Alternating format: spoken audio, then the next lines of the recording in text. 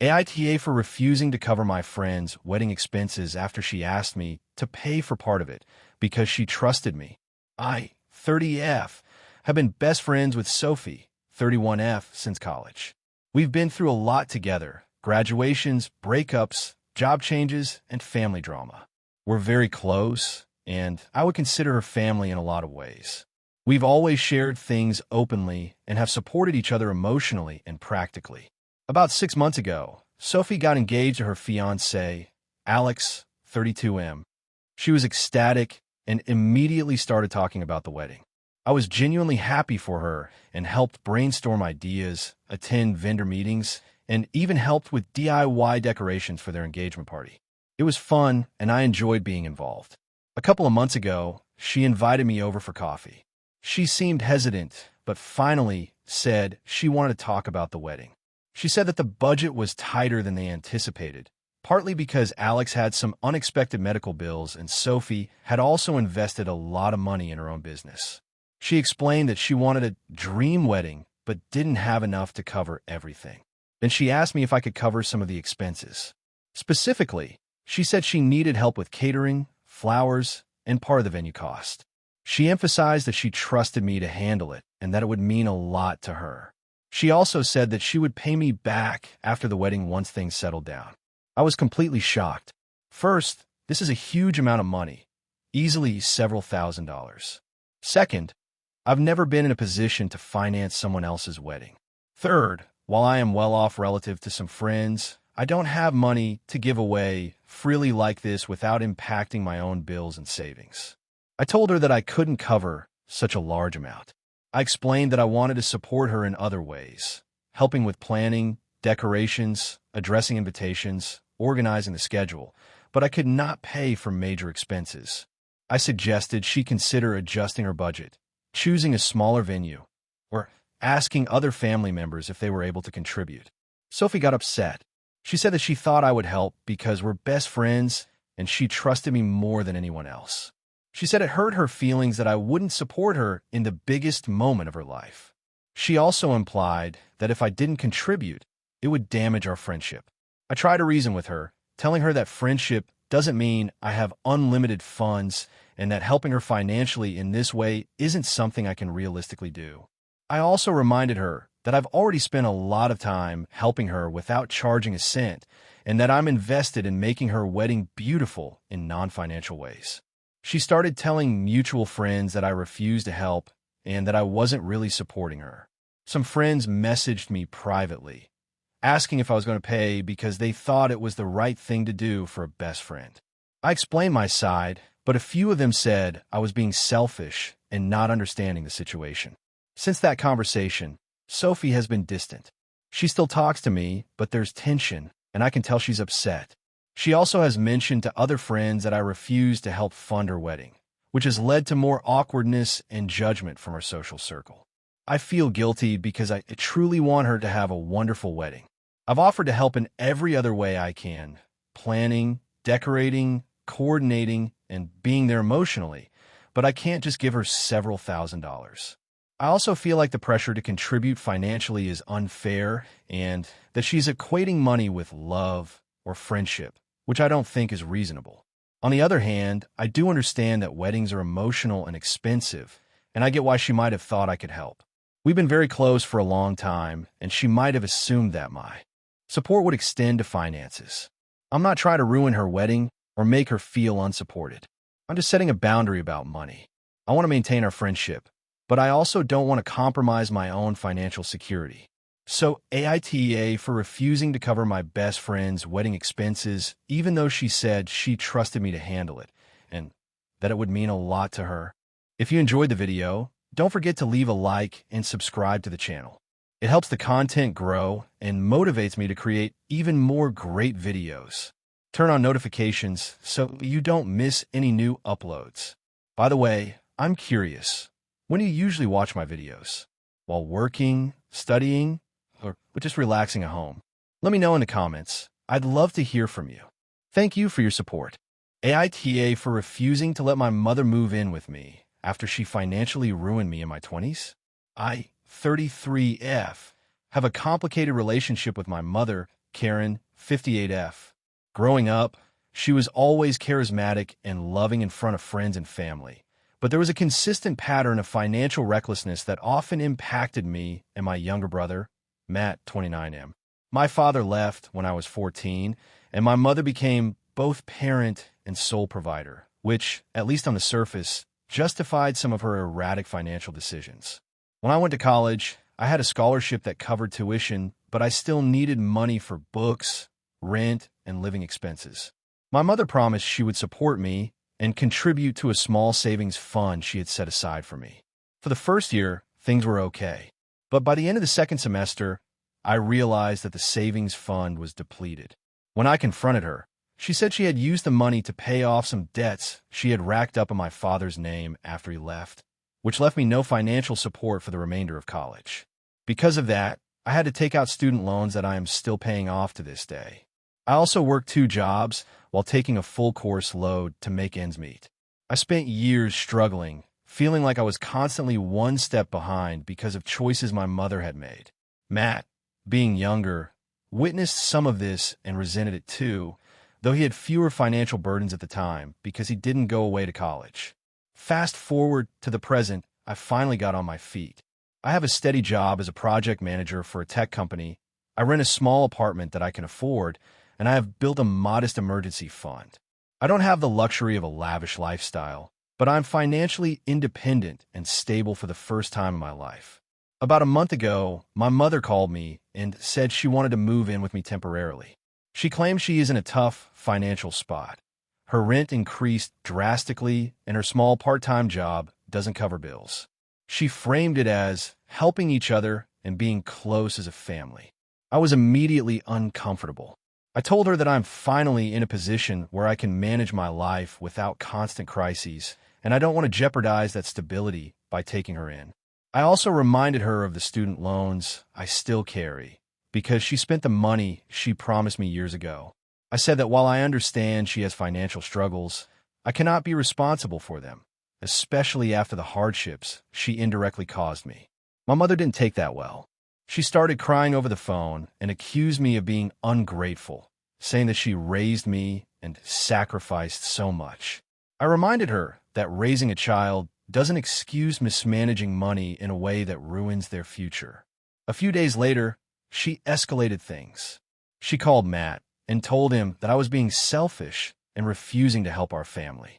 She painted the story that I was financially well off enough to take care of her, and that it was cruel of me not to open my home. Matt, to my surprise, sided with her initially. He said that family should stick together and that I am letting resentment from the past cloud my judgment.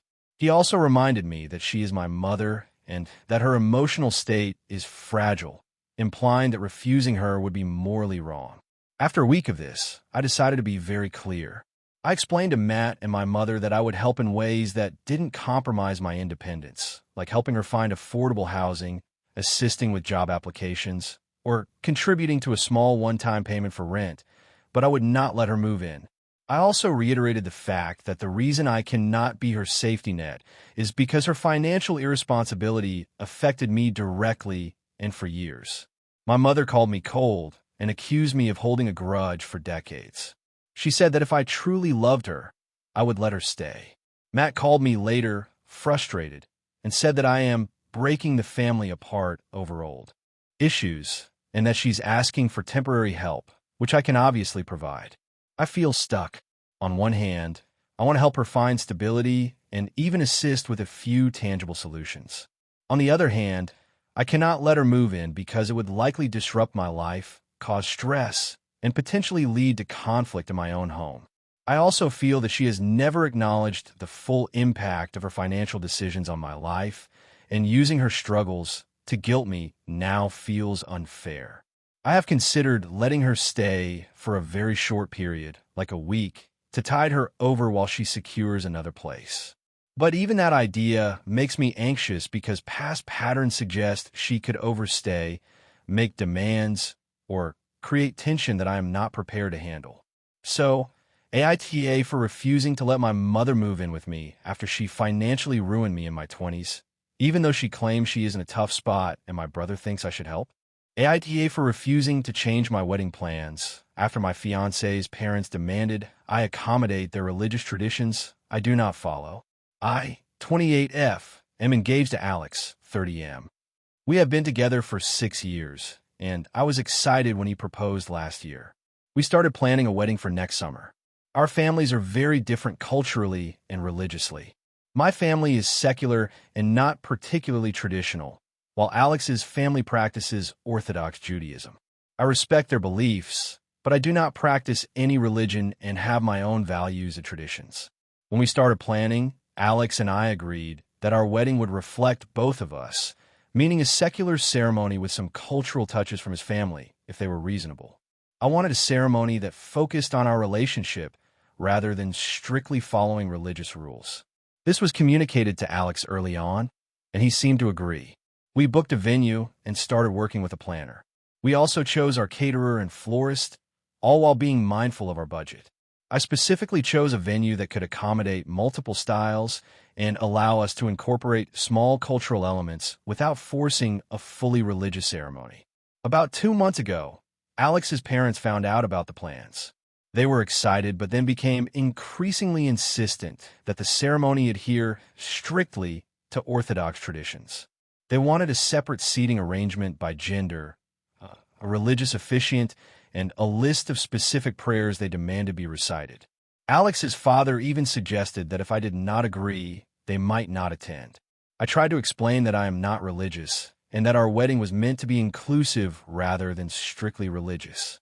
I said I was willing to include minor cultural touches, such as a few Hebrew blessings or a traditional song, but I could not commit to a fully religious ceremony that conflicted with my own beliefs. Alex initially supported me when I expressed this, but over the past few weeks, he has become increasingly passive and indecisive, saying that it's just easier to go along with them. Last week, his parents sent a long email outlining all the changes they wanted, including separate seating, reading from religious texts, wearing traditional attire, and having a rabbi officiate rather than the secular officiant we booked. They said that not following these traditions would be disrespectful and shameful to the family. I refused to make the changes. I told them politely that while I respect their traditions, the wedding is also my day and it must reflect both of us. I offered compromises like including a short blessing, having a ceremonial hand-holding ritual, and including some music from their culture, but I could not do everything they demanded. Alex's parents were furious. They called him multiple times, saying I was forcing him to choose between family and his fiancée, and that I was being unreasonable and disrespectful. Alex came to me afterward looking torn, saying he did not want to hurt his parents, but also did not want to pressure me into doing something I was uncomfortable with. Tensions escalated when his father showed up at the venue unannounced during one of the setup visits. He confronted me in front of the wedding planner, saying that my refusal was insulting and that real family values were at stake. I remained calm and reiterated that I wanted the wedding to include meaningful touches, but that it could not be fully religious. The planner supported me and agreed that the event could be customized without forcing religious practices. After this, Alex's parents stopped speaking to me directly and started speaking to our mutual friends and relatives, painting me as someone who does not care about family and is trying to erase their culture. Some of our extended family members have now asked us to reconsider and suggested I compromise to keep the peace. Alex has been stressed, saying that if I do not give in, there may be serious fallout with his family. He says he does not want to risk them refusing to attend or causing drama on the day. I feel trapped because I understand his concerns, but the wedding is supposed to celebrate our relationship, not just appease his parents. I have considered small adjustments, like including a ceremonial song or a brief blessing, but I cannot bring myself to agree to the full religious practices they demand. It would feel dishonest and uncomfortable, and I worry it would set a precedent where I am forced to compromise my beliefs to satisfy others.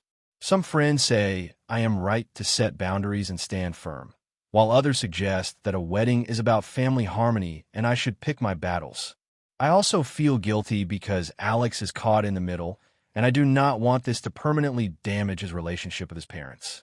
The most difficult part is that his parents have now started telling people that I am controlling and selfish, which is frustrating because I'm trying to find a respectful balance. Alex continues to support me privately, but I know this is causing tension in multiple family dynamics. AITA for refusing to change my wedding plans to fully accommodate my fiancé's parents' religious traditions that I do not practice. AITA for refusing to let my mother control my wedding guest list, even though she says it's her special day too. I, 27F, am getting married to my fiancé, Jason, 29M, in about 6 months. We've been together for 5 years and finally decided to start planning seriously last year. We both have full-time jobs and are paying for most of the wedding ourselves, though our parents offered to contribute if we wanted. Jason and I are aiming for a small to medium wedding, about 100 guests, in a local venue we love with a nice garden for the ceremony. The main problem started when I began discussing the guest list with my mom, 55F. I come from a big family, and she has always been very opinionated and controlling, even about small decisions. From the start, she insisted that everyone she wanted invited had to be included. She claimed that, as my mother, she deserved to have her friends and distant relatives present because it's her special day too. I try to explain that the wedding is primarily about Jason and me, and while we want her to be involved, we also need to consider the budget and our own relationships with guests. My mom got upset and started sending me long lists of people she thought should be included. Most of them are people I barely know, old friends from decades ago, my parents' co-workers, neighbors I've met a handful of times. When I politely explained that including them would push our numbers over 100 and create a bigger financial burden, she became defensive, saying that I was being selfish and didn't appreciate all the work she was doing for me. The situation worsened when she started pressuring me to invite my cousin's family. My cousin has 3 children and a spouse I've only met once. She insisted that it would be rude not to invite them and that they were family, even though my cousin rarely attended family gatherings and I'm not close to her. When I said that we had to limit the guest list, my mom accused me of being cruel and ungrateful, saying that I was prioritizing my friends over family. I tried to compromise. I suggested that we could have a post-wedding brunch or small celebration where more people could attend without affecting the main ceremony. My mom dismissed the idea, claiming that it wouldn't be the same and that the main wedding was her moment as well. She said that by refusing to invite certain people, I was erasing her contributions and ignoring her feelings entirely. The arguments have gotten so frequent that they're affecting my engagement.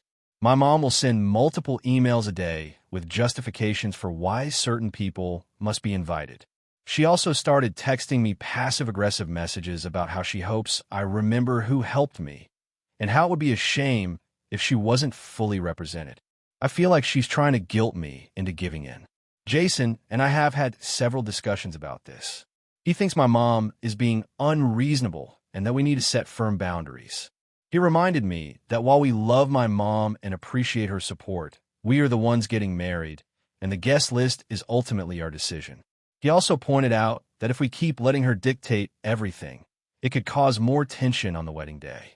Some family members have weighed in. Aunts and uncles have told me to just invite them and keep the peace, arguing that it's better to avoid conflict than have my mom upset. Others, like my father and Jason's parents, think I'm right to set limits and that my mother is overstepping. I'm starting to feel torn because while I know she's being controlling, I also don't want to create a huge rift in the family just a few months before my wedding. The stress is affecting me emotionally and physically. I've had trouble sleeping and find myself anxious every time I open a text from her. I keep trying to compromise, but nothing seems to work. She even suggested that if I didn't comply, she might not attend, which added a lot of pressure and guilt. I have explained multiple times that we want her involved in other ways, helping with decorations, planning the rehearsal dinner, and being part of wedding photos. She insists that none of that matters if her friends and the people she wants aren't present, and that it's her right to have them there. I feel like I'm being cornered into a choice between my dream wedding and making her happy. At this point, I'm standing firm with Jason. We've decided we will finalize our guest list without adding extra people solely to appease my mom. She is furious, and I'm preparing for possible backlash at family events before the wedding. I also worry that this could permanently damage my relationship with her if she perceives this as a complete betrayal. I understand that my mother wants to feel included and celebrated, but I feel like she's forgetting that this is my and Jason's wedding. I've tried to explain the financial and practical constraints, as well as the emotional importance of inviting people who have meaningful relationships with us, not just with her. Despite this, she claims that I'm selfish, ungrateful, and disrespectful. So, AITA for refusing to let my mother dictate my wedding guest list, even though she says it's her special day, too. AITA for refusing to let my father's new wife adopt my younger sister after he financially ruined me and my brother.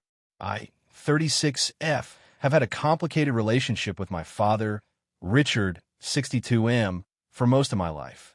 Growing up, my dad was charming and affectionate, but financially irresponsible. He always seemed to make big promises about supporting me and my younger brother, Tom, 32M, but those promises rarely materialized. By the time I went to college, I realized that many of the savings and trust funds he had promised were either spent on his hobbies, gambling, or lavish trips with his then-girlfriends. Tom and I had to rely on part-time jobs and student loans to get through college. I ended up graduating with significant debt, and Tom struggled similarly. Our father's repeated financial recklessness had a direct impact on both of our early adult lives. He never fully acknowledged this or apologized, and our resentment has grown over the years. Fast forward to now, Tom and I have finally become financially stable. I run a small but successful graphic design business, and Tom works in IT with a solid salary. We both live independently and are trying to rebuild our lives without relying on our father. Now, here's the issue. About 3 years ago, our father remarried a woman named Linda, 44F. From the beginning, I felt wary. Linda is charismatic and appears genuinely sweet, but I noticed she had a controlling streak and seemed to be very involved in my father's financial decisions. I don't know if she pressured him, but he started making decisions that seemed suspiciously aligned with her interests. 2 years ago, my father and Linda had a child, my half-sister, Sophie, 6F. She is smart, lively, and very sweet, and I love her. I have always tried to maintain a relationship with her, despite my issues with my father and Linda. I've been a part of her life, visiting weekly, helping with schoolwork, and buying small gifts just like an aunt would. Recently, my father and Linda approached me with a request that completely blindsided me. They want Linda to legally adopt Sophie, making her Sophie's legal mother in addition to being her stepmother. According to them, this would simplify matters legally and emotionally, and Sophie would benefit from a united household. I immediately objected. My reasoning is that legally, Sophie's mother already has parental rights through my father. Linda does not need legal adoption to be a loving, supportive parent, and making it official would give her legal power over my sister in ways that might exclude me and Tom from decisions, inheritance, and other family matters. When I explained my concerns, my father and Linda accused me of being unreasonable. They said I was overreacting and that I was letting past issues with my father cloud my judgment. I tried to explain that my distrust isn't based on Linda's character alone. It's the pattern of financial and personal control I have observed for years. My father has consistently made decisions that favor his current partner at the expense of his children, and I don't want to give legal power that could allow history to repeat itself. Tom, surprisingly, agreed with me, but when we confronted our father, he got angry. He said we were being selfish and refusing to trust the adults to do what's best for Sophie. Linda joined in and said that our opposition was hurtful and unnecessary, and that Sophie deserves stability and a legally recognized mother in her life. Things escalated when my father suggested that if we continued to oppose the adoption, we might not see Sophie as often. This felt like a threat, and it confirmed some of my fears.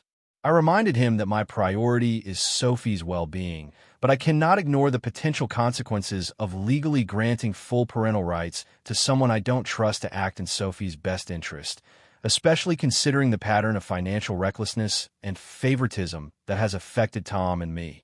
My family is now split. Some relatives say I am being overprotective and paranoid, insisting that legal adoption doesn't automatically mean abuse or exclusion. Others agree that given our father's history, it is reasonable to be cautious. I have considered possible compromises. For example, a legal agreement that clarifies visitation, inheritance rights, and parental authority could address some concerns without blocking the adoption entirely.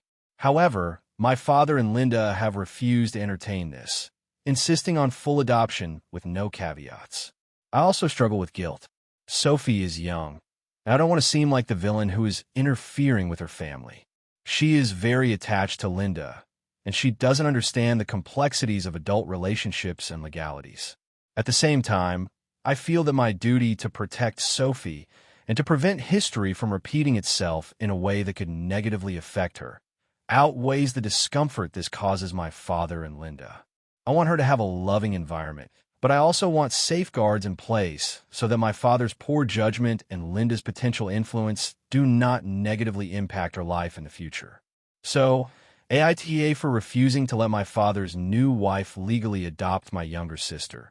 Even though my father and family say I am being difficult and overprotective. AITA for refusing to let my parents move into my house even though they claim they have nowhere else to go. I, 34F, recently bought my first house. It's a 3-bedroom, 2-bath home in a quiet suburb. I worked for years to save up for it, and I finally closed about 6 months ago. Since moving in, I've been decorating, setting up furniture, and turning it into a space that feels like my own. I live alone, and for the first time in my adult life, I feel like I have true independence. My parents, Karen, 62F, and Tom, 64M, have always been close to me. I'm an only child, so I'm the main person they rely on for support and social interaction. Their house is paid off, but it's small and needs a lot of work. For years they've talked about downsizing, but they've never taken action. A few weeks ago, my dad called me sounding upset. He told me that their water heater broke, the roof has a leak, and that the house is falling apart. He said they couldn't afford the repairs and didn't want to live in a place that was unsafe. My mom echoed the same concerns when she called later. Then my dad dropped the request. They wanted to move into my house temporarily until they could figure things out. I was stunned. I told them that my house is my first real home, the place I worked hard for, and that I had just started living independently. I explained that having them move in would be very disruptive for me and would essentially turn my space into a temporary shelter rather than my own home. I suggested that they hire a contractor to make the necessary repairs or look for a rental if they couldn't live in their current home safely. They didn't take it well. My dad said that as my parents, I had a moral obligation to help them. My mom said that I shouldn't be selfish and that family comes first. They both implied that if I didn't let them move in, it would ruin our relationship and that I would be abandoning them in their time of need. I tried reasoning with them. I offered to help pay for emergency repairs to fix the water heater and a temporary patch for the roof. I said I could even help them search for a rental or help them move. I emphasized that I want them safe and comfortable, but that my home is not a solution for them to live in for months or potentially years. They still insist that I'm being unreasonable and selfish. They keep saying that this is just a temporary arrangement and that they would be out as soon as they could find another place. My concern is that temporary could easily stretch into months. I also value my privacy, personal space, and independence. I've never lived alone before, and I'm finally experiencing life on my own terms. Several of my extended family members have chimed in, saying I should just let them stay. They've implied that by refusing, I'm prioritizing my comfort over my parents' well-being. Some friends say I'm right to set boundaries, but I feel guilty hearing everyone else criticize me. My parents have been cold toward me since I said no. My dad hasn't spoken to me except for the occasional curt message, and my mom calls less often than she used to. They also talk to mutual friends and extended family, implying that I'm selfish and uncaring, which makes me feel like I'm being vilified for simply protecting my home and boundaries. I love my parents, and I want them to be safe and happy, but I also feel like this is my life and my home. I can't sacrifice months or years of my independence because they didn't plan for emergencies in advance. I've tried to offer other ways to help: financial assistance for repairs, help finding a rental, or even staying with them temporarily in a hotel, but they refuse to consider alternatives. I'm worried that setting this boundary will permanently damage my relationship with them. At the same time, I don't feel like I should be forced to give up my independence because of their lack of planning and preparedness. So AITA for refusing to let my parents move into my house even though they claim they have nowhere else to go.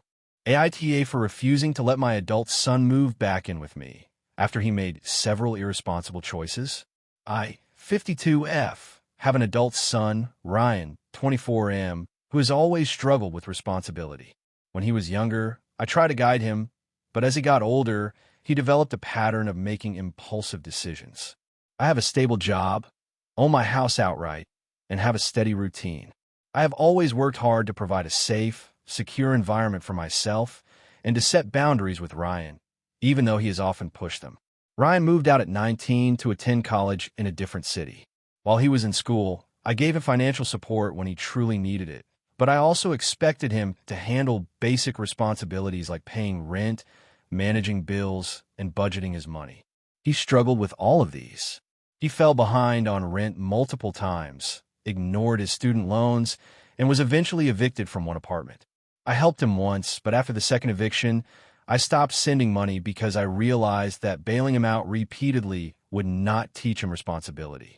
After college, Ryan moved to another city and lived on his own. He bounced between temporary jobs and part-time positions. Over the past year, he has made several poor financial decisions, including borrowing large sums of money from friends without repaying, buying expensive electronics he couldn't afford, and maxing out credit cards. He recently lost his job again due to not meeting expectations, and his current landlord gave him a notice to vacate in 30 days. 2 weeks ago, Ryan called me, panicked and crying, saying he had nowhere to go. He asked if he could move back in with me temporarily until he got back on his feet. I listened to his story, but I immediately remembered the pattern. Repeated mistakes, no long-term planning, and a reliance on me or others to solve his problems. I explained that moving back in would be difficult for me because of my job schedule, expenses, and the lifestyle I have built for myself. I also told him that repeatedly bailing him out would not help him develop the skills he needs to live independently. Ryan became very upset. He said I was being heartless and that a parent should always help their child in a time of crisis. He argued that he would do anything to prove he could be responsible, that he would pay rent, and that he would follow any rules I set. I explained that promises without prior demonstration of responsibility mean very little. I reminded him of the previous times I had helped and that each time, the situation eventually repeated itself. He then said he had nowhere else to go and threatened that if I didn't take him in, he might have to live in a shelter. I felt guilty but stuck to my decision. I suggested alternatives, looking for short-term rental options, talking to local housing assistance programs, applying for a temporary job placement, or even asking friends who had offered to help him in emergencies. He refused all of these options, claiming they were inconvenient or beneath him. After our conversation, Ryan sent a barrage of texts calling me selfish, cruel, and accusing me of abandoning him. He said he couldn't believe I would refuse my own child in a time of need and that I had no empathy. He also told mutual family members that I was refusing him, which has caused some tension with my siblings who think I should be more accommodating. I feel conflicted because I understand that he is genuinely in a difficult position and that no parent wants their child to suffer. However, I also know from experience that giving him would likely lead to another cycle of dependency and irresponsibility. I want to help him in ways that encourage growth, like assisting him with budgeting, helping him search for jobs, or finding temporary housing solutions, but I cannot let him move in and disrupt my life or enable poor behavior. Some friends say I am being too rigid and should give him another chance. Others say I am right to set boundaries because helping him in this way will only hurt both of us. In the long run, I have even considered a compromise where I provide a small amount of money specifically for a rental deposit or a few weeks of temporary housing, but Ryan refuses to see that as sufficient. He wants full access to my home. I also worry about long-term consequences for our relationship. If I stick to my decision, he may resent me and become estranged. If I let him move in It could set a precedent for future crises and make me feel trapped in a pattern that has caused stress for years. I want him to learn independence, but it feels like a cruel position to put a parent and a child in at the same time. AITA for refusing to let my adult son move back in with me after repeated irresponsible choices and for instead trying to guide him toward independent solutions. AITA for refusing to let my sister borrow my car, even though she says I owe her after I paid off my student loans first. I, 29F, recently bought a new car. I had been driving an older, beat-up vehicle for years while working 2 part-time jobs and attending school. I finally saved enough from a combination of scholarships, part-time work, and some freelancing to afford a modest new car outright. It's not a luxury vehicle by any means, just a reliable compact sedan, but it's fully paid for and gives me peace of mind after years of juggling old, unreliable cars. My sister, Emma, 26F, has had a rougher financial situation. She finished college a few years after me, and she hasn't had stable work. She's talented and smart, but tends to make impulsive financial decisions and has bounced around jobs and apartments.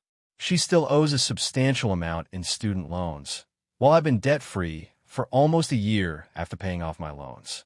I've always helped her in small ways when I could, like covering dinner when we went out or helping with rent advances in emergencies, but I've never lent her big-ticket items like my car. A few weeks ago, Emma called me asking if she could borrow my car for a month. She claimed her car broke down and she couldn't afford the repairs, and she had a temporary job that required a reliable vehicle. At first, I felt sympathetic, but then she started framing it as if I had a moral obligation. She said, "You're debt-free now, and I'm still struggling. You should let me use your car since you got ahead first." I was stunned. I explained that while I understand she's in a tough spot, my car is something I use daily for work and personal errands. Lending it for a month would disrupt my life significantly. She insisted that I was being selfish and forgetting how much I benefited from family support too. Emma argued that when I was in school and working multiple jobs, she had supported me emotionally and sometimes financially in small ways, so now I owed her. I try to tell her that buying and maintaining a car is different from emotional support or small favors. I explained that I can help her in other ways, like giving advice on budget-friendly repairs or helping her find temporary car rentals or carpools, but she wasn't interested. She said that nothing else would work and that she deserved access to a fully paid-for, reliable vehicle. The argument escalated. Emma brought up that I had used my free time and energy to focus on paying off my student loans faster, while she had been stuck helping the family in small ways, implying that her sacrifices entitled her to use my car. I told her that my car isn't a replacement for debt repayment or a reward for my hard work. She accused me of being ungrateful, claiming I had benefited too much from the system and now needed to give back to her. Since that conversation, Emma has started involving our parents. She told them that I was refusing to help family when it matters most, and that I was acting selfish and entitled. Our parents haven't explicitly pressured me yet, but they've made subtle comments like, "Maybe you could think about helping her out for a bit, and family should look out for each other." I feel torn because I love my sister and don't want to damage our relationship, but lending her my car would cause serious logistical problems for me. I drive over an hour to work daily, rely on the car for groceries, appointments, and errands, and even occasional volunteer commitments. If she had the car, I would either have to arrange expensive ride shares or skip commitments. I offered alternative help multiple times. I could drive her to work on weekdays, help her navigate public transit, co-sign a temporary car loan, or contribute a small amount toward her repairs. She dismissed everything. According to her, she doesn't want partial solutions. She wants my car exclusively, which I can't provide. I also worry that giving in would set a precedent. Emma has a history of asking for big favors, and if I let her borrow my car for a month, she might treat it as permanent or expect me to accommodate similar requests in the future. She's previously borrowed small items and returned them damaged, forgotten, or late. This adds to my hesitation because I worked hard to maintain and pay for my car without debt, and I don't want to risk it being damaged or unavailable for my own responsibilities. Some friends have told me I should help family out and that it's just a car, but others have said that my car is mine and lending it would be unreasonable given my reliance on it. I also feel guilty because Emma is genuinely in a tight spot financially, and I want to help her avoid hardship. At the same time, I can't ignore my own needs, responsibilities, and the principle that hard work and planning shouldn't be penalized by expecting me to give up personal resources. We haven't spoken much since the argument. She sent a few texts expressing disappointment and saying that I don't value our relationship. I haven't responded beyond suggesting alternative ways I can assist. I feel like either choice, lending the car or refusing, risks hurting her feelings and creating lasting tension in our relationship. So, AITA for refusing to let my sister borrow my car, even though she says I owe her after I paid off my student loans first. Hey friends, if you enjoy this content, don't forget to like the video and share your thoughts in the comments. We really want to know what you like and what could be improved. What do you think of the video? Are there any topics you'd like to see in future videos? Your feedback really helps us get better. Thanks for being with us. AITA for refusing to let my friend's dog live with me after she said it would be temporary, but I don't want to deal with it long term. I, 29F, have been living in my own apartment for about 3 years. I love having a space that's entirely mine. I have a quiet routine, work from home, and have decorated and organized the apartment exactly how I like it. I enjoy my independence and the freedom to make decisions about my living space without worrying about anyone else. My friend, Megan, 30F, is someone I've known since college. We're close, we talk regularly, hang out often, and I've spent holidays with her family. She has a dog, Max, a 4-year-old Labrador mix.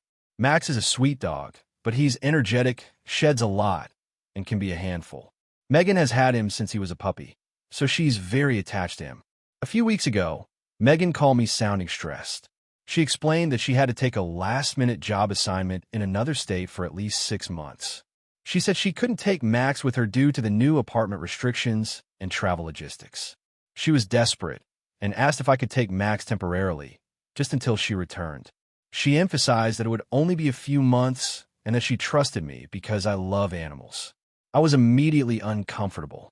I like dogs, but I've never owned one, and my apartment isn't set up for a high-energy dog. I'm also working from home and have a tight schedule. I explained to her that taking care of Max for months would be a huge responsibility and might be stressful for both me and him.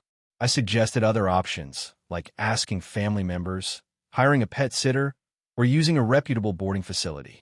Megan insisted that Max would do fine with me and promised it would be temporary. She kept emphasizing how much she trusted me and how she couldn't think of anyone else. She said it would mean the world to her if I agreed. I told her again that I wasn't comfortable with the idea. I explained that even a few months is a long time for someone to care for a dog they're not used to, especially one with a lot of energy. I also said I value my space and my routine, and adding a dog would completely change both. I offered to help find other solutions and even offered to pay for a boarding facility or contribute toward a pet sitter, but she dismissed those ideas. After I refused, Megan got upset. She said I was being selfish and not a true friend. She told me that she trusted me and thought I would help in a crisis, and that if I really cared about her, I would make an exception. She also implied that by saying no, I was prioritizing myself over her needs. Since then, she's been distant. She still talks to me, but she's clearly upset. She's also told some mutual friends that I refuse to help her, that I'm not supportive, which has caused some awkwardness in our friend group. A few people have messaged me asking why I wouldn't help, saying I could handle it for a few months and that it's just a temporary thing. I feel guilty because I do care about Megan and Max. I don't want her to be in a difficult situation. I've tried to help in every other way I can, researching boarding facilities, offering to cover expenses, even offering to check in on him during weekends, but I cannot commit to full-time care for months. I also feel like Megan is equating friendship with willingness to take on a major responsibility that I'm not prepared for. I've considered that maybe I could just try it for a month or two, but I'm worried it will disrupt my work, my schedule, and my mental health. I'm also concerned about potential damage to my apartment and the stress of managing a dog I'm not experienced with. I've tried to explain all this to her, but she keeps framing it as me being unwilling to help a friend in need. I want to support her and I want her dog to be safe, but I also need to set boundaries. I feel like my refusal is making me seem cold or uncaring, but I honestly think it's the responsible decision given my circumstances.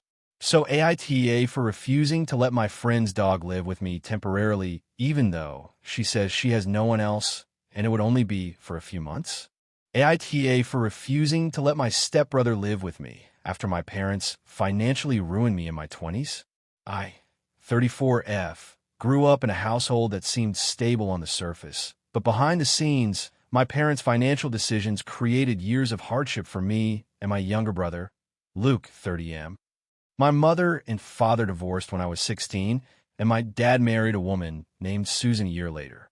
Susan had her own children from a previous marriage, and eventually, one of them, my stepbrother Ben, 28M, became a permanent part of our family.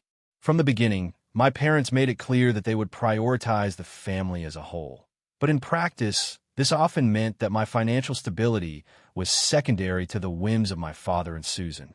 For example, when I started college, my father promised to contribute to my tuition, claiming that he had saved money specifically for me. By the end of my first semester, I discovered that almost none of it was available because my father had used it to cover Susan and Ben's private school tuition and extracurricular activities. I was forced to take out loans and work 2 part-time jobs while maintaining a full-time course load. I graduated with significant debt, while Ben's education had been fully funded and his extracurriculars paid for without issue. My younger brother Luke faced similar struggles, and for years, we felt like we had to carry the consequences of our parents' choices. My stepbrother Ben, on the other hand, always seemed insulated from these realities. He had the advantage of extra tutoring, private lessons, and financial support that allowed him to pursue hobbies and opportunities one could only dream of. After college, I worked hard to become financially independent. I have a steady job in marketing, rent a modest apartment, and have built an emergency fund. I am finally in a position where I can breathe without worrying about bills or debt, and I have made a life that I can sustain on my own. Recently, my father called me and asked if Ben could move in with me temporarily. According to him, Ben had lost his job and was struggling to pay rent. My father framed it as a temporary solution, saying it would help Ben get back on his feet and that it would be a chance for the family to support each other. I immediately felt uneasy. First, I remembered all the times my own financial stability had been sacrificed for Ben's benefit. Second, I was concerned about my personal space and daily life being disrupted. I explained to my father that while I wanted to help, I could not accommodate Ben living with me. I offered alternative solutions, such as helping him find a more affordable apartment or assisting him in applying for jobs, but I made it clear that I could not take on the responsibility of housing him. My father did not take this well. He accused me of being selfish and ungrateful, saying that I was refusing to help family over a minor inconvenience. He also said that I should repay the family for all the sacrifices my parents made raising me. I reminded him that I had sacrificed years paying off loans and working multiple jobs because of the financial choices he made that prioritized Ben. Luke supported me in private, but was hesitant to confront our father directly, fearing that it would cause a family rift. My father, however, escalated matters by repeatedly calling me and sending texts, insisting that Ben needed a place to stay and that I was morally obligated to help. He even implied that refusing could damage our relationship permanently. I reached out to Ben directly and explained that while I wanted to support him in other ways, I could not offer him housing. He reacted with disappointment and said I was just like my dad and that I cared more about money and comfort than family. This hurt, but I stood firm. My mother, who is divorced from my father but still communicates with him, has also weighed in. She agrees that I am within my rights to refuse, but she also warned me that my father will likely continue to pressure me and may involve extended family to guilt me. I'm already receiving messages from cousins suggesting that I should do the right thing and help Ben as family should. I feel trapped. On one hand, I want to maintain healthy boundaries and protect the life I've built after years of financial instability.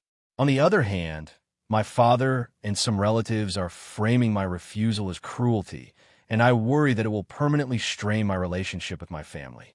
I have considered temporary compromises, like offering to pay for a week at a hotel or a small contribution toward rent. But I fear even that could be interpreted as setting a precedent that I am obligated to absorb Ben's financial problems whenever they arise.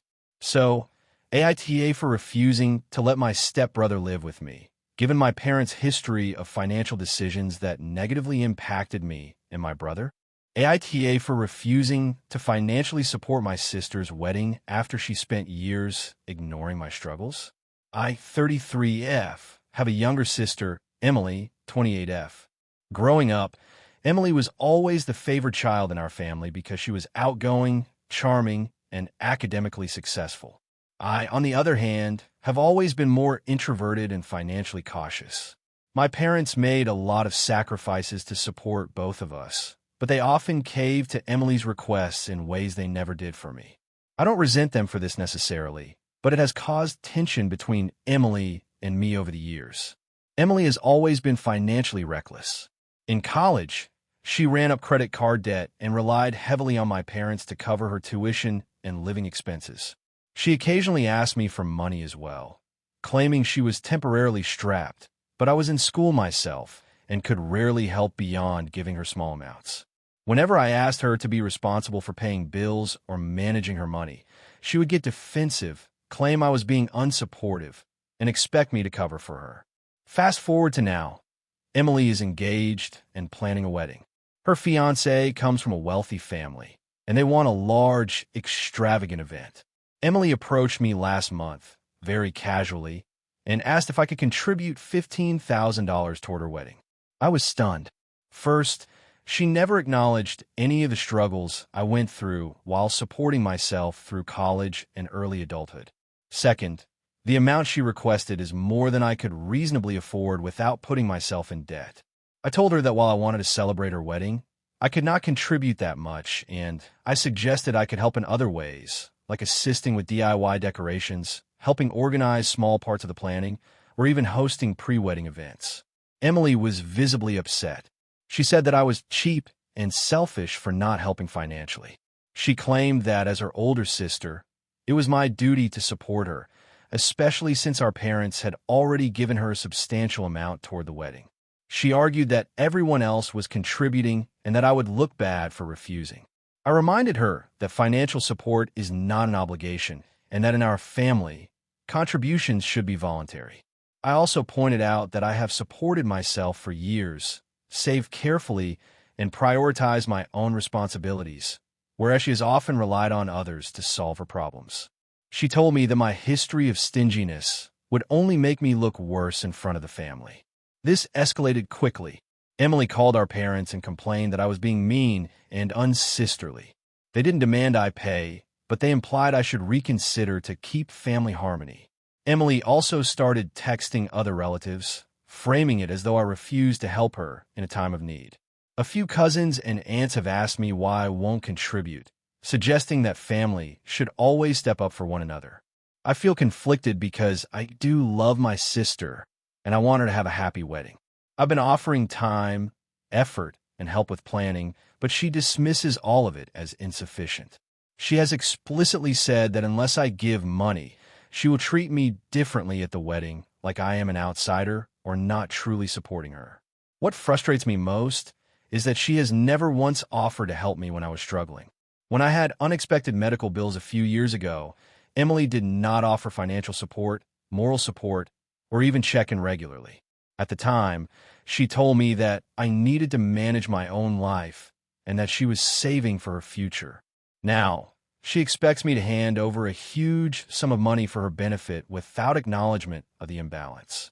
I also worry about setting a precedent. If I give her $15,000, she will assume I will cover for her future financial decisions as well, and I am not in a position to do that. I have worked hard to maintain my own financial independence, and I do not want to compromise my stability for someone who has repeatedly shown a lack of accountability. Some friends say I am right to set boundaries and protect my finances. Others argue that family sometimes requires sacrifices, and contributing to a sibling's wedding is a way to show love and solidarity. I understand the perspective, but it feels like I'm being punished for wanting to manage my own life responsibly. I have offered compromises repeatedly, helping with planning, hosting events, making decorations, and contributing smaller amounts that I can realistically afford. She has refused all of these, insisting that money is the only acceptable form of support. Our parents are caught in the middle and want the wedding to be smooth, but they are also subtly pressuring me to contribute financially.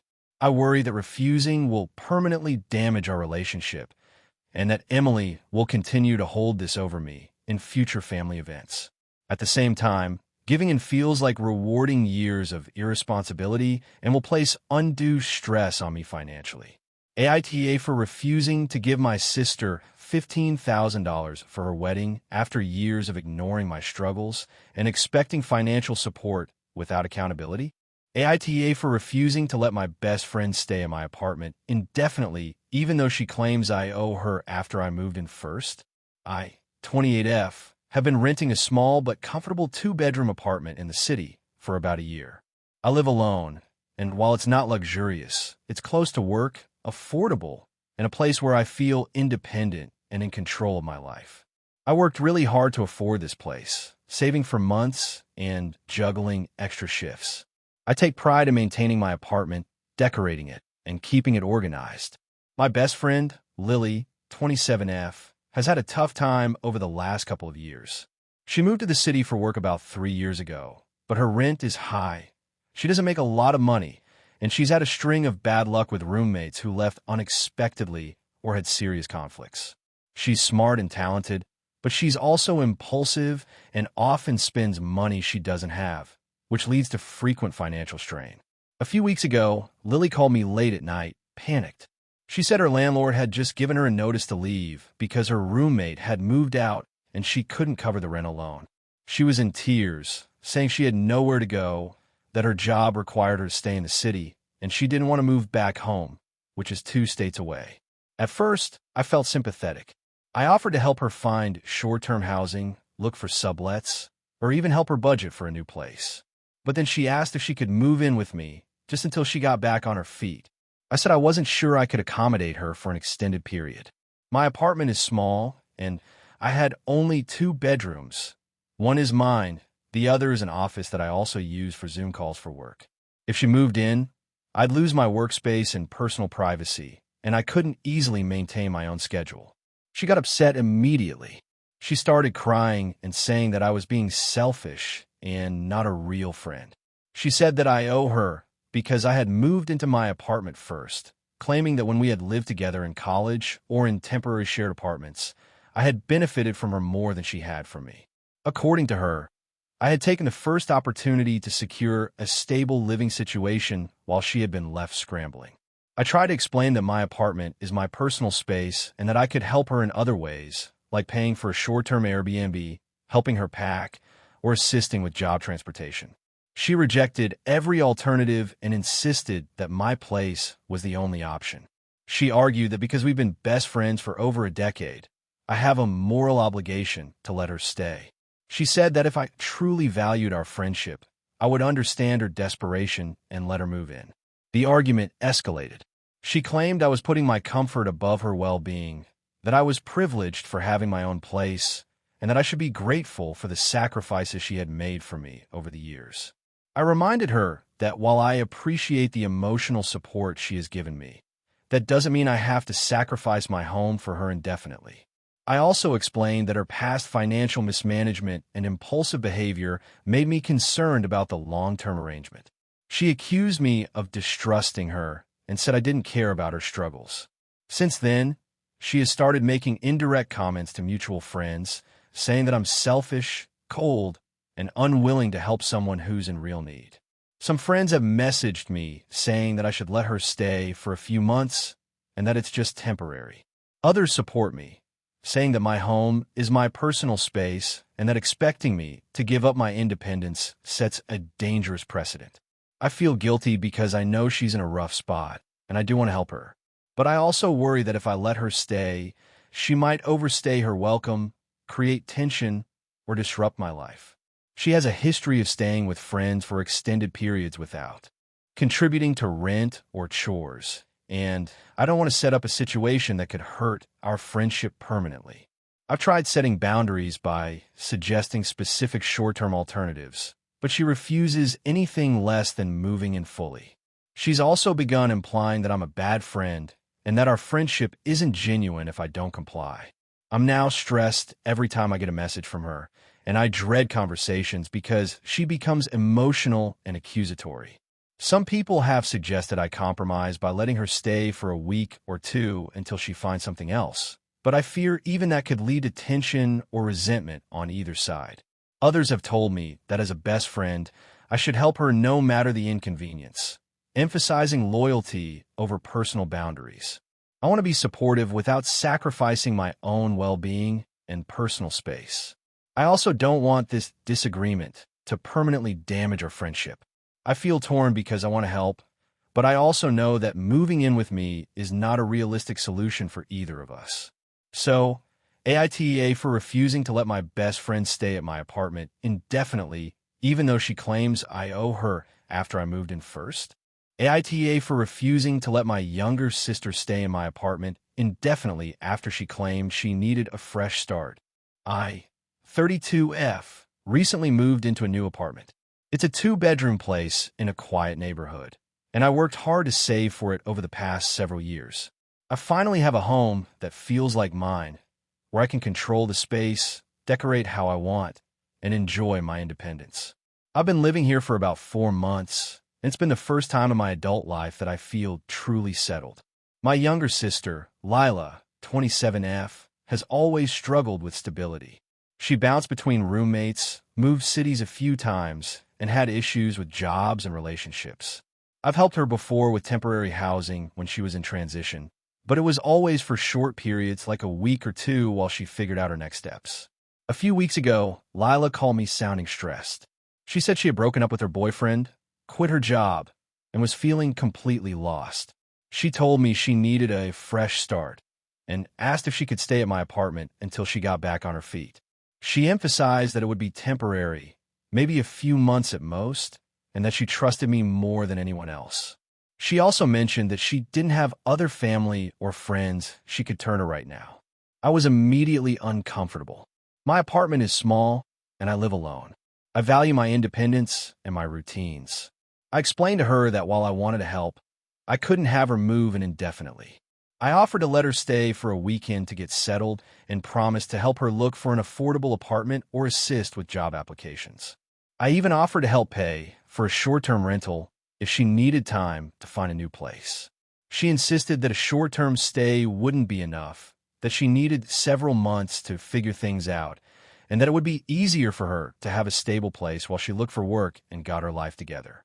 She said she would contribute to rent and utilities, but the idea of having her live with me long-term made me anxious. I worried about losing my privacy, the strain on our relationship, and the challenges of sharing a small space with someone who has a history of instability. I told her again that I could not commit to a multi-month stay. I reminded her that I had my own life, work schedule, and obligations, and that turning my home into a temporary shelter for several months would be disruptive.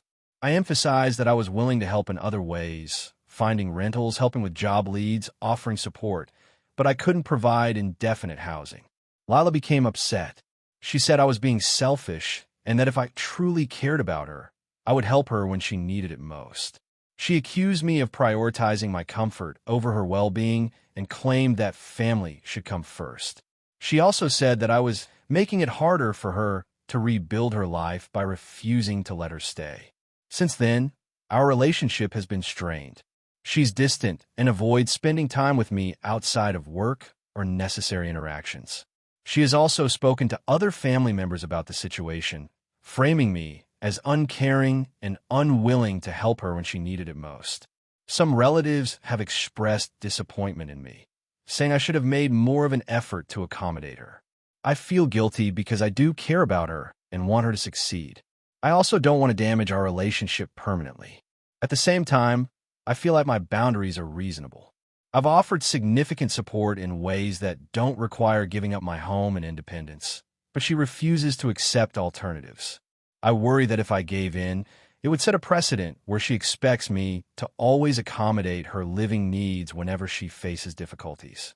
I've considered letting her stay for a month as a compromise, but I worry that her concept of temporary might stretch indefinitely, as it has in the past. I also fear the impact on my mental health, work, and daily life if she were living with me for an extended period. I've tried explaining this to her calmly, but she frames it as a lack of compassion. I want to help her, but I also have a right to protect my home and independence. I've tried every alternative I can think of, from offering financial assistance to helping her find other accommodations, but she insists that only living with me will solve her problems.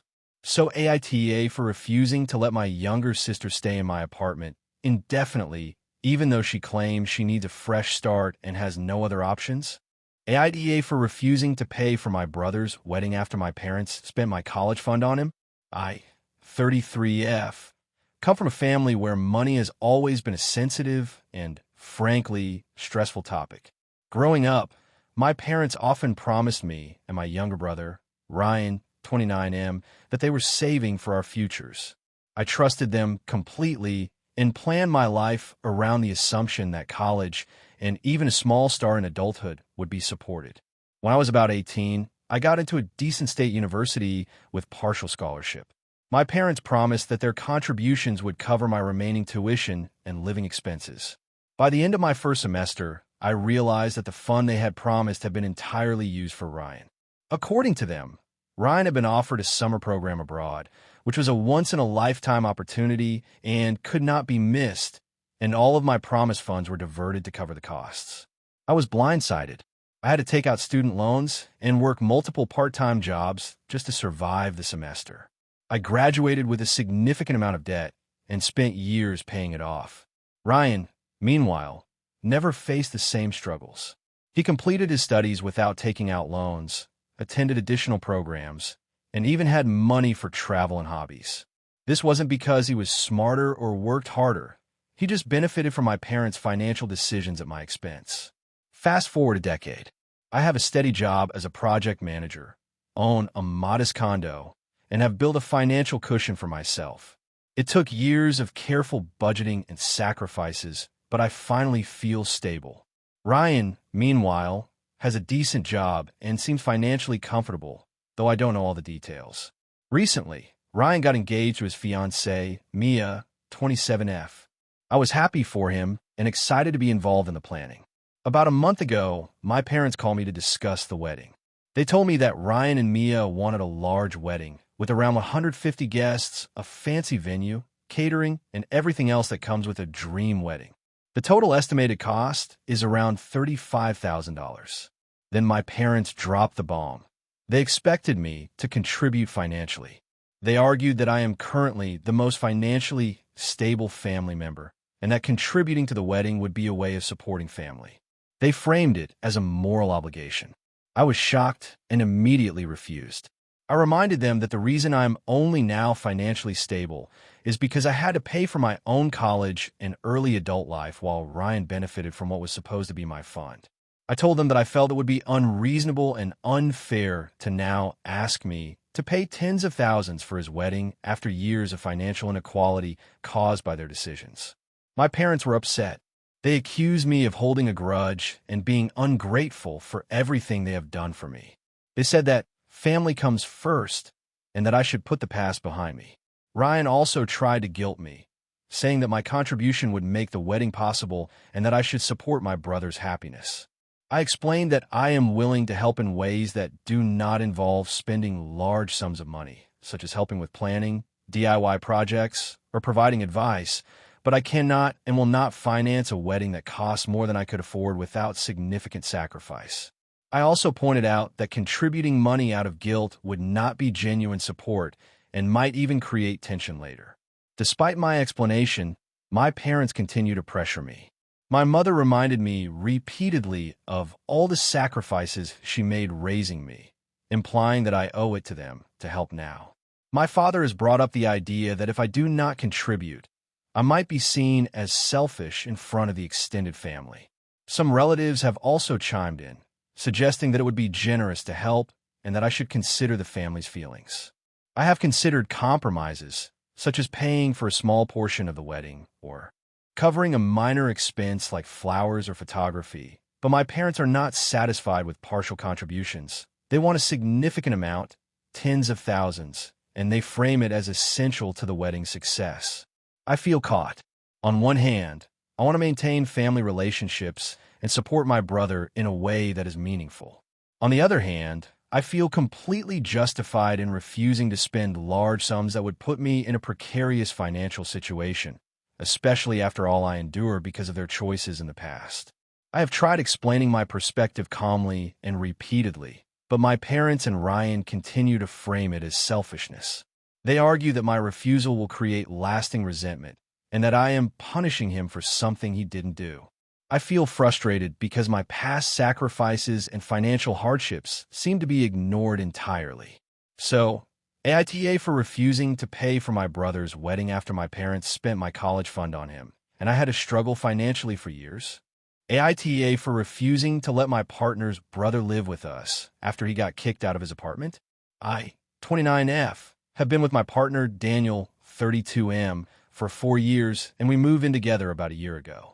We own a small 2-bedroom apartment in the city, which we share with our cat. Our relationship is generally good, and we communicate well, but things recently got tense because of his younger brother, Eric, 26M. Eric has a history of making poor decisions. He's been in and out of college, has bounced between jobs without staying in one for more than a few months, and has accumulated credit card debt he struggles to pay off. He recently got evicted from his apartment for not paying rent, and Daniel called to tell me that Eric might need a place to stay temporarily. I was hesitant from the start. Our apartment is small, and adding another adult would put a strain on our space and our routine. I also know Eric has a history of taking advantage of others financially and emotionally. He rarely plans ahead and tends to expect people to solve his problems for him. Daniel told me that Eric was in a crisis, had nowhere else to go, and that he was counting on us. He suggested that Eric could stay for a couple of weeks until he got back on his feet. I said I was willing to help, but I wanted clear boundaries. Eric would need to pay a portion of the rent, contribute to groceries, follow our house rules, and actively look for his own place. Daniel agreed and said he would communicate this to Eric. Eric moved in, and things immediately became tense. He ignored the rules Daniel and I set. He left dishes in the sink for days, ate our groceries without replacing them, and stayed up late watching TV despite our requests for quiet. When I brought up the rent contribution, he said he didn't have the money right now, and that we should just be nice family members. Daniel tried to mediate, but he was frustrated too because he didn't want to strain our relationship with Eric. I started noticing other issues. Eric would borrow money from us for small things like food delivery, gas, or coffee, claiming it was temporary, but he never paid anything back.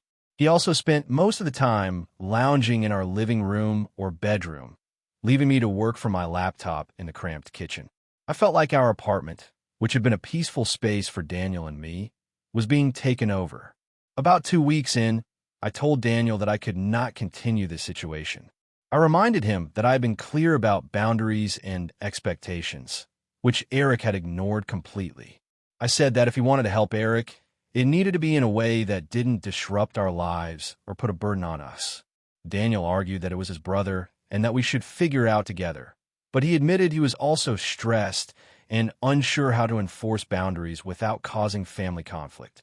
Eric became aware of our discussion and confronted us, saying we were family that doesn't care, and that Daniel had promised him a place to stay. He accused me of being controlling and selfish, claiming that a sister-in-law should support her partner's family. He also started leaving passive-aggressive notes around the apartment and posting vague complaints on social media about being abandoned. Daniel tried to mediate again, asking me to compromise, but I felt like any compromise would reward Eric's irresponsible behavior. I also didn't want our relationship to deteriorate because our home life was uncomfortable and stressful. I offered alternatives, helping Eric find temporary housing, assisting him with applications for affordable apartments, connecting him with friends who had space, and helping him budget for rent and expenses. He refused all of these options, saying they were inconvenient and that only moving in with us would work. Some of Daniel's family members have since reached out, implying that I should be more understanding and do this for family.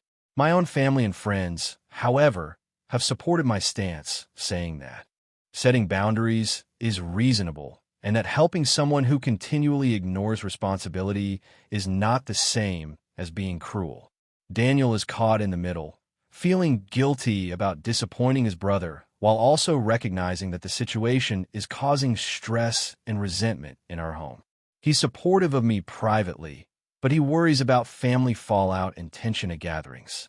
I feel conflicted because part of me does sympathize with Eric's situation, and I want to help in ways that encourage independence, but I cannot let him move back in without consequences. Allowing him to stay would reinforce a pattern of irresponsibility, make our home life miserable, and compromise our financial stability. AITA for refusing to let my partner's brother live with us after he got evicted and ignoring the boundaries we set, even though he claims he is in crisis. AITA for refusing to lend my family our vacation home to my cousin, even though she insists I owe her after I inherited it first.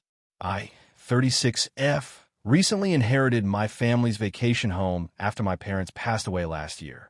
It's a modest but charming lakeside cabin, nothing luxurious, but has been in the family for generations and holds a lot of sentimental value. I grew up spending summers there with my siblings, cousins, and extended family. When I inherited it, my siblings agreed I should take ownership since I had been the one most involved in caring for it over the years, handling maintenance and coordinating family trips. I was happy to honor my parents' wishes and accepted it, planning to use it myself while still inviting family occasionally. The issue began with my cousin, Karen, 33F. She's been married for 5 years, has 2 young kids, and lives in a city about 4 hours away. Karen is generally friendly, but can be very demanding when it comes to family matters. She recently got in touch and asked if she could use the cabin for a month this summer.